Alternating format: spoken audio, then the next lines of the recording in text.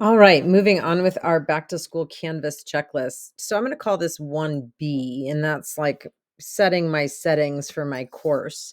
So I've already cross listed. So I'm here on my dashboard and I'm down to just one card for the year. Because again, I'm only teaching US history this year with this new role. So I've got my one section now of US history that contains both sections, both blocks, my period 2 and my period 4. And now I'm just going to do a little bit of setting up stuff here before I move on to importing content. So let's dive into the course. Okay. And the first thing I want to do is set my home page. I am a homepage should be modules person. You might think differently, and that's okay. Doesn't matter what you're thinking should be your homepage.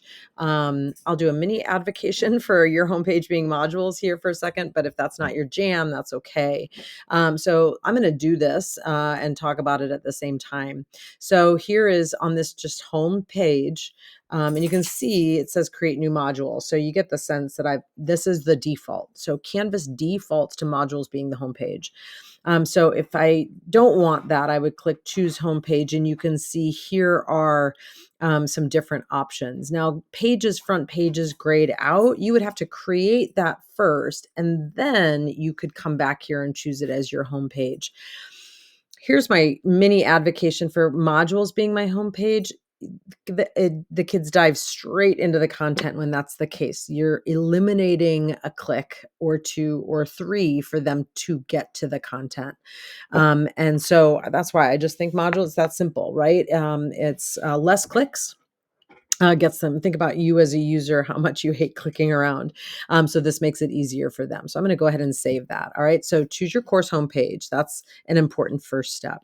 All right. The other thing I like to do right away is I like to minimize my course menu. So this is sort of this blue one over here is called your global navigation. So regardless of what course you're in, you're going to see all this stuff. But this varies by course. All right. And so I'm going to go to my settings and I'm going to click on navigation here. Okay. Now, anything, it says drag and drop items to reorder them in the course navigation. So anything directly below that is visible. And then drag items here to hide them from students. And so I put almost everything down in there. And I'll show you what that looks like. Kids don't need to see credentials. I don't use Lucid a lot. Maybe others do, but because I don't use it, I'm going to get that out of there. Now, if you are somebody who grade syncs, keep this here. Kids won't see grade sync, but for you to see it, it has to be in that top section. Getting rid of analytics. I will go to analytics, but I usually do it via the assignment. Grade sync or lockdown browser, keep that there. Kids won't see it, but you want to keep it there. Same with item banks, keep that there. Kids won't see it. You want to see it. All right. I'm going to get rid of Google Drive. I'm going to get rid of collaborations. I don't even know what the big blue button is. I'm getting rid of that. I'm getting rid of modules. Even though modules is super heavily used, it's my homepage. They don't need to have access to it. I'm going to get rid of quizzes.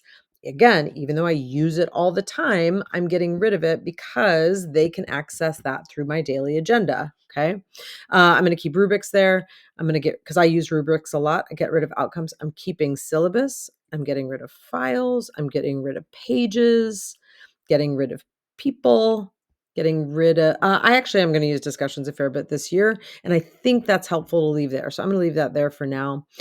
Getting rid of announcements because I can post them, and getting rid of assignments. Again, even though I use that every single day, but it's in my agenda. So I link the kids to there. I want kids to go to the agenda.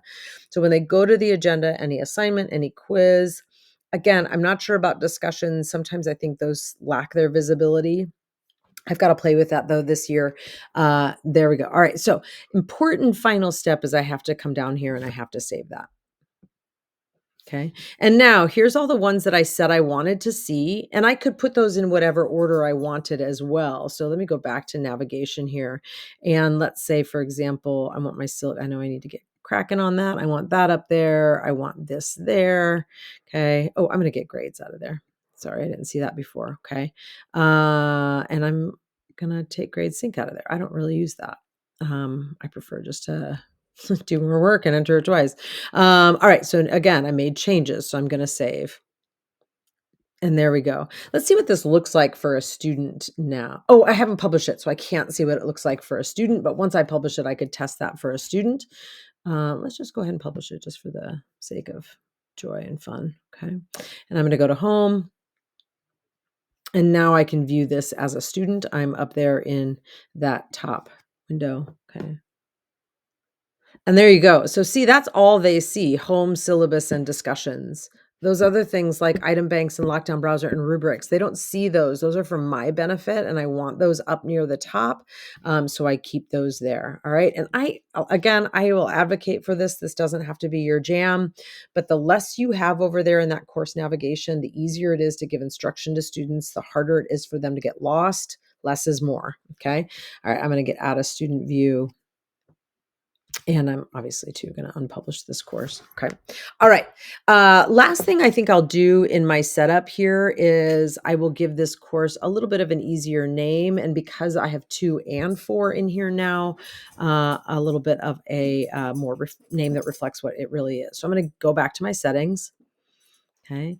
And I'm going to name this just that. Okay. That's it. I actually don't think they need the 220, honestly. So I'm going to get rid of that. Okay. And then I do usually put an image here as my course image. You can see from my dashboard, some of my other ones I've gone and made in Canva. So if you're feeling creative, you can do that. Totally not necessary.